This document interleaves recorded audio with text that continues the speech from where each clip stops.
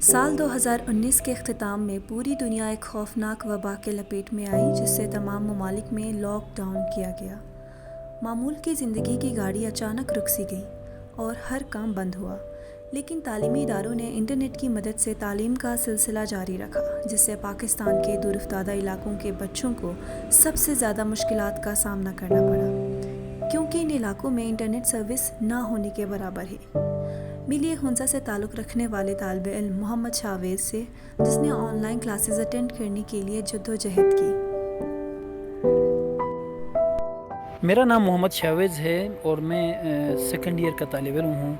जैसा कि आप जानते हैं कि कोविड-19 की सूरत हाल ने दुनिया में हर एक के शोबे को बुरी तरह मुतासिर किया है। वहीं पे हुंजा जैसे इलाक़े में हमारा जो तालीमी सिलसिला था वो भी बहुत मुतासिर हुआ, जिसकी वजह से हमारे इदारों ने, हमारे यूनिवर्सिटीज़ ने, हमारे कॉलेजेस ने हमें ऑनलाइन क्लासेस अटेंड करने का हुक्म दिया।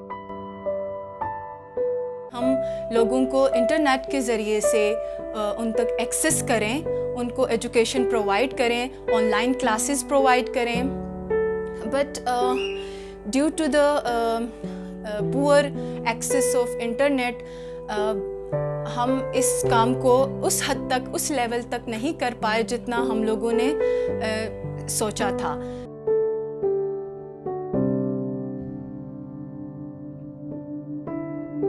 हमें सबसे अहम मसला ये दरपेश था कि यहाँ पे सिग्नल का ना होना सबसे अहम मसला था।